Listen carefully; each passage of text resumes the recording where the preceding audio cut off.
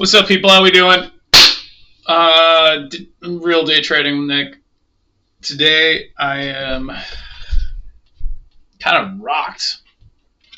I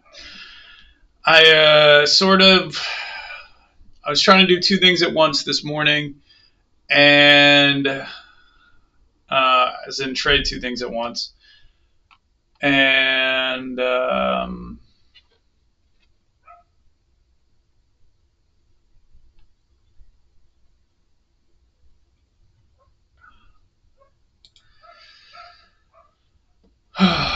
trade two things at once, and I didn't fully appreciate the range of a stock. I wasn't totally paying attention to all the nuances that was going on, and I was distracted by the overall market trying to take a trade on I don't know. The idea was to take a trade on Pia Palantir. I gotta fucking delete this off my screen. I'm like mad, frustrated, depressed, all at the same time. I think that might be a little bit of an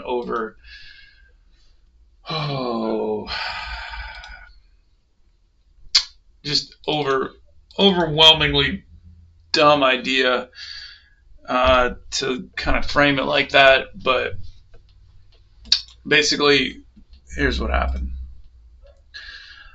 So we had this pretty big move in the market. I had a theory that let's focus on PFRX because that's the one that roasted me. I had a theory that it was going to continue up higher, and so I took a trade. Failed. I had to stop, and it was fine. It was actually probably even I was green like $100 on it or so, and I kept taking stabs at it. But then I kept taking stabs at PFRX too, and then PFRX. Let's get into it. This thing was a little bit wild. I don't even know where I first take a fucking position. Okay, yeah, I take a position as it's going up. Nothing really happens. I avoid that. Okay, that's good. It has a pretty big range, and then it comes to this side. I really got to see here. What am I? No, back to this side. All right. So I'm watching it. I'm like, what's going on here? It looks like it might take a ride up to the upside. I had a high long-term short mark. Yeah, I'm roasted. Sorry, guys.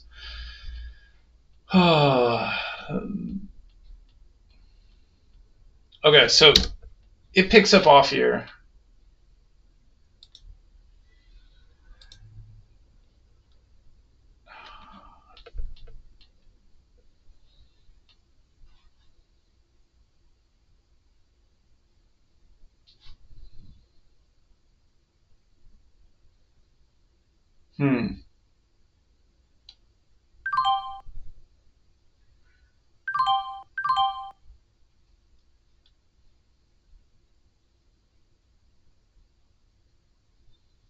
Yeah, that was a $500. That was a $500 loss on 1,500 shares on a $3 stock, basically, instantly. And so I thought I was being really risk off playing with 1,500 shares, which is, to be fair, risk off. But I wasn't paying attention to the volatility on this thing. I wasn't acknowledging it.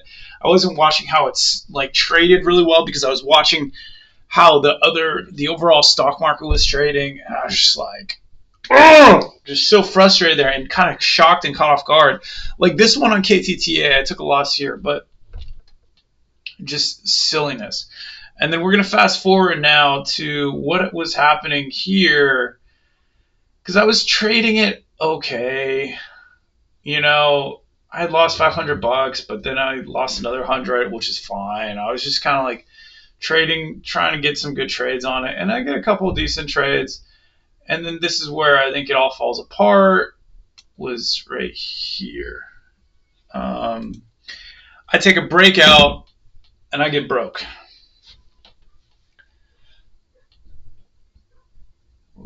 So what did I do wrong here? It's going to be a mid-range trade. I remember that. Into VWAP. I remember that. I was thinking it's going to rip above, but then it has all this kind of resistance right here already, and then right here.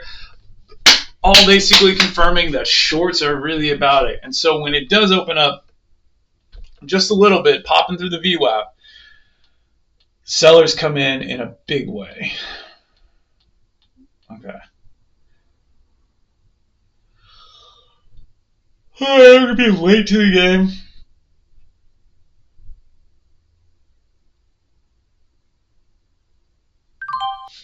Okay, so I'm green here.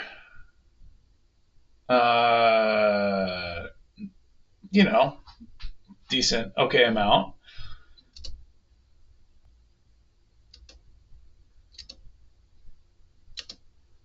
Instantly red.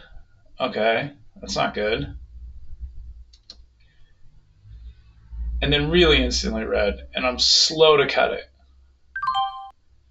So let's go through. I can do my best to practice the like cut, or like the scenarios where it's cut.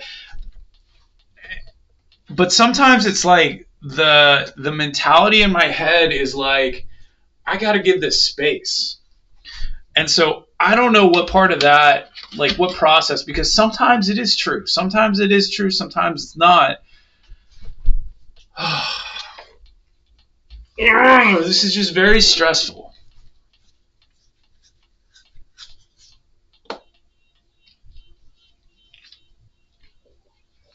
I feel like a pile of garbage. I always feel like shit when I lose money.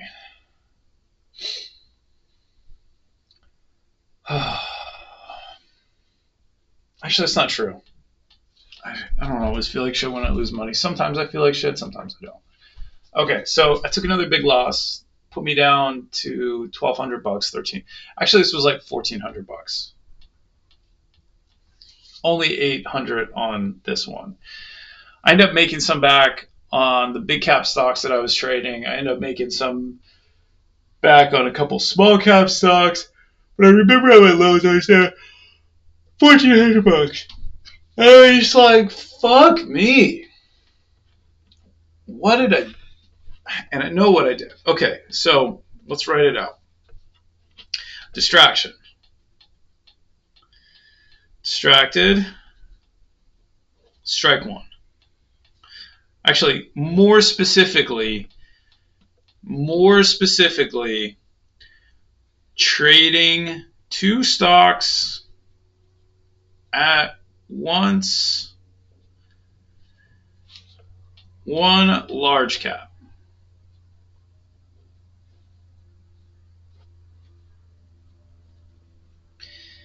So in reality, when I was trading a large cap, it's not even just the large cap that I also had to focus on, because to trade a large cap, you need to be very aware of what the either the S&P 500 or the NASDAQ is doing.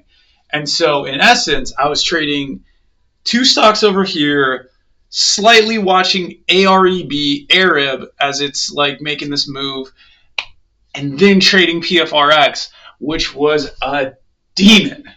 This thing was a devil. I fucking hated this stock. I mean, it wasn't like, it's not like I haven't traded these successfully before. It's not like I know this name. I've traded it fine before, but it's one of those names where you cannot take your eyes off of it or not respond to the subtle cues it's giving, because it'll roast you to high heaven. The volatility on this, the liquidity is so thin that you get cooked in an instant. And then just like that, someone buys that dip and then it's right back. And then if you're not emotionally paying attention to yourself because you got so much going on, you're going to revert to like old habits, like the lowest level of instinct that you have inside of you. And you're going to be clicking the buy button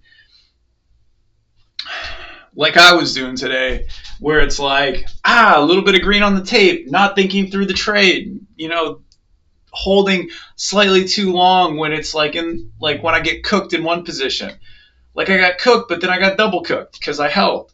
And so all this stuff adds up to minus $1,000 total on this stupid fucking name. Okay, so distracted. Not cutting the and holding brakes.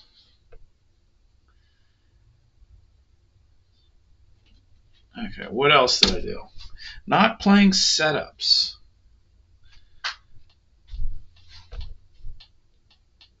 Okay, now this is where, so I did just lose $400 on a trade, maybe 500.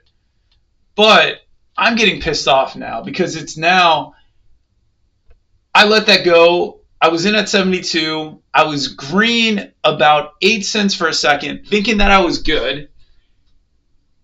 It flashes down 20 cents from there and then another 10 cents. And I let it go at the bottom at 50 fucking 2. Okay, so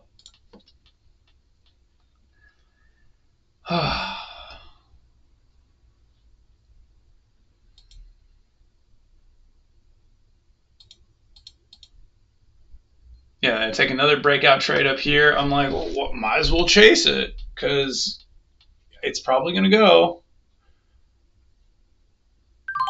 Okay, that was stupid. I lost $150 instantly there. Buy it right back. Okay, so 2 things here. Those 2 trades cost me what? Let's see how much these cost me. I buy in at 81, I'm out at 75. Okay, that's 100. I buy at 70, and I'm out at 71. I'm out at 61, so that's 150. Okay, so 250 there, $250 trade. 300. Okay, so my low, I'm down at 1,094. Okay, so what did I do right? What did I do wrong? Right is I cut the trade there. I didn't get caught in a hop down. I can obviously say that. I gave the breakout too much time.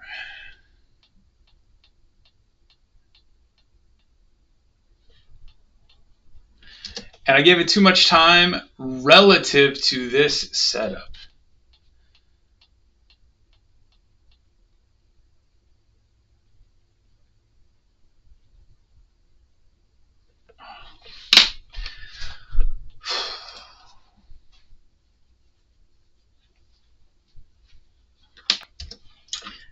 And then I jump back in.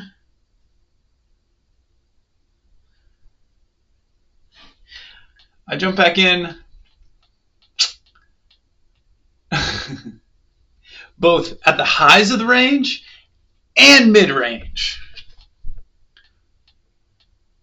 So this is where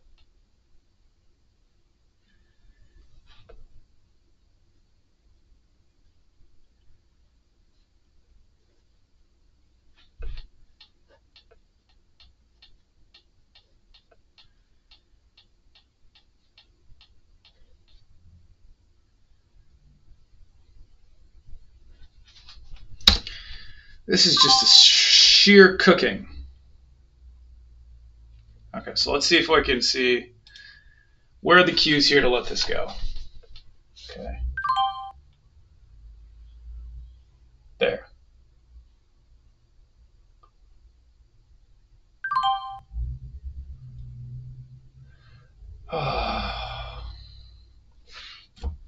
One more time. Okay, great entry. Oh, cut it. Be cutting out at 60s, get back in. It's pushing up. Let's see how it works. Oh, it's hesitating. Oh, no, it's back up, back up, back up. Boom, cut it. So I would have lost, but I would have probably ended up closer to break even if I would have jumped back in. Or maybe even if I didn't get in at all. Like, look at this. If I'm looking at this, I'm like there's two critiques, and I'm going to go through this one more time just to be clear for myself and to be clear for you. The critiques with this setup is, look, the volume looks okay. It looks like it's going to push a little bit. But when it does push, who's going to be waiting there? Who's going to be waiting on the other side of VWAP, being that it tested 1, 2, 3, 4, 5, 6, 7, 8 times. It tested above and dropped down. It tested at the same level that many times and dropped down. It tested slightly above, dropped down. You know, the volume was really red.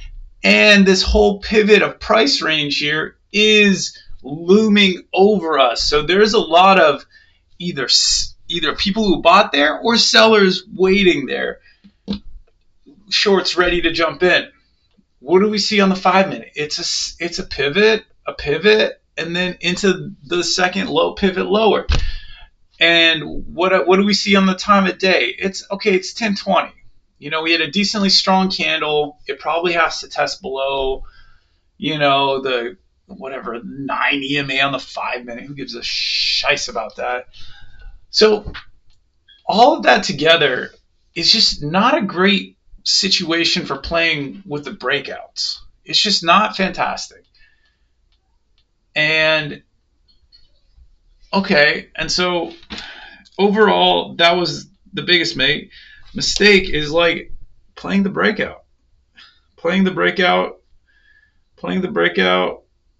in that situation.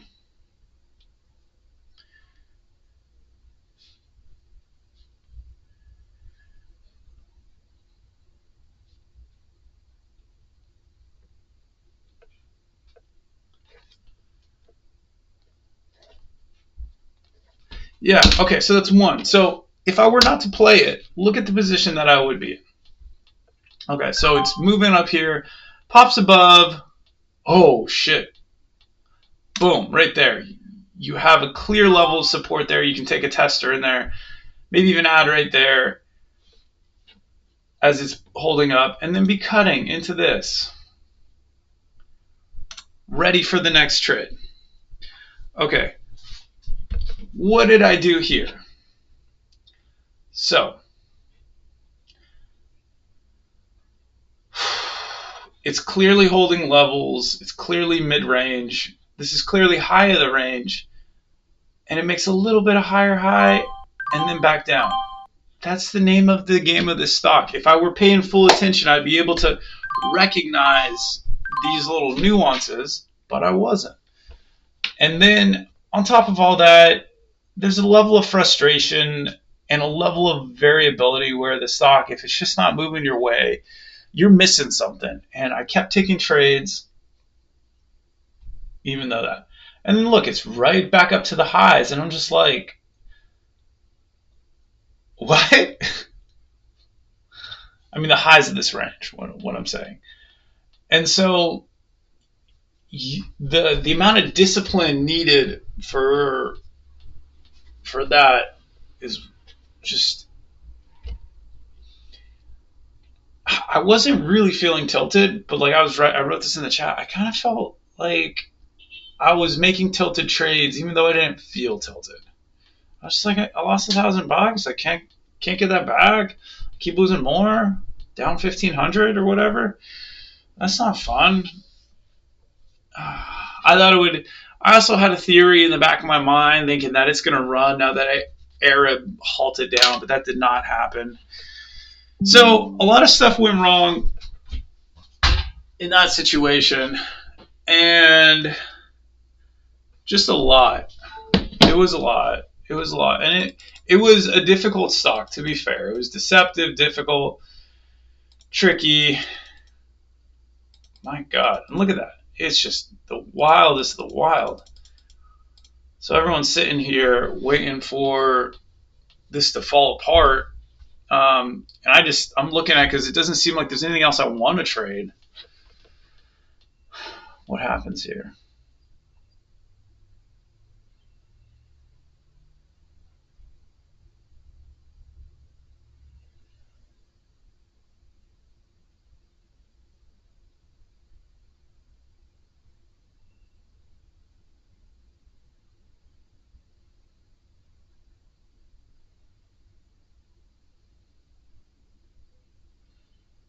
I don't want to touch this. I thought it was going to halt down. But it was a more macro setup, so I don't know, man. And then it hits my alarm, and it's like right back to where it was a second ago, and I'm just like, are you kidding me? And then it does end up going and doing what I thought it was going to do. If you look at this side of the screen now where the PFRX is on, it's all the way up there. Okay, that's the most relevant information for the day. I ended the day. I was down like 1370 or something at one point. I ended the day down only $1,020, and you know there is a level of gratitude that I was able to make some back and stay cool and whatever. But then at one point I was down 890 or something. None of it's fun. Just today was just not fun. It was not. I was wrong. I was wrong, but I was wrong in my execution. My general overall theory was right.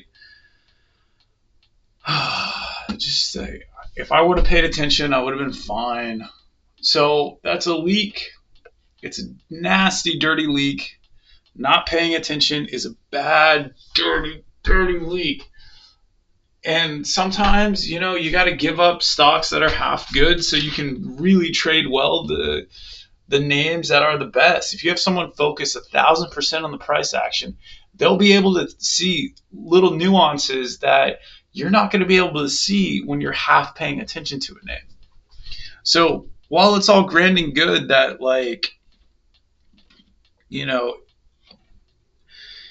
you can maybe go and trade a bunch of different stocks and spread your risk out, it's also not good either. I don't know. I'm not making sense anymore. So I'm going to go contradict myself at the gym while I work out till I cannot see anymore. I don't know. I'm going to stop saying that because that sounds weird. But I'm going to work out till my brain is not thinking about anything. I'm not thinking about this, not thinking about, sort of macroeconomic stuff, not thinking about, oh, that's the other thing.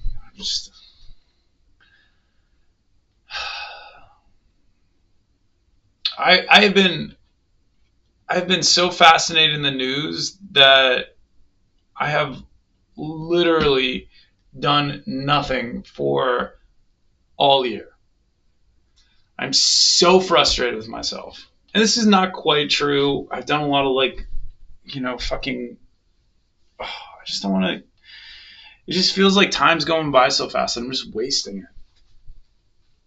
So this is just me whinging and moaning and squirming under the weight of my choices in life, and the situation overall.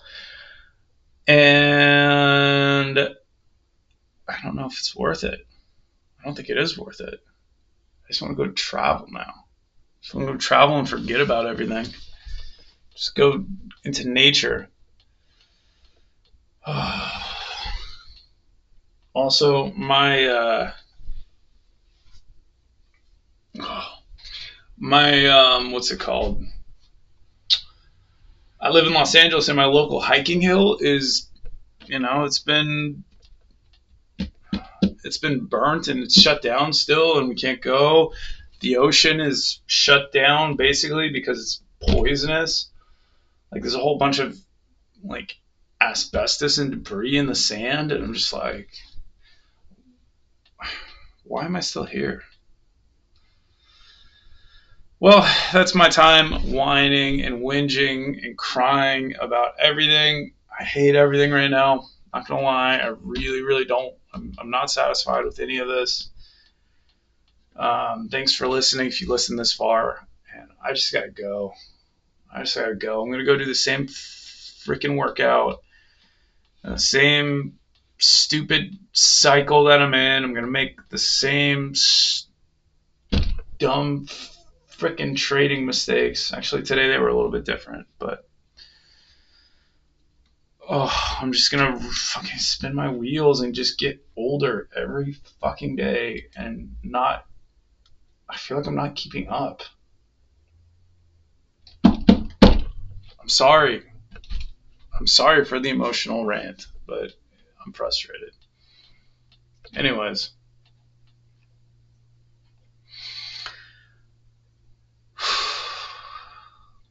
Day trading's risky. You can lose a lot of money. Don't do it. Spend your time being an engineer. Go do something good for the society and the world. Don't do this shit. This is not financial advice. Peace out.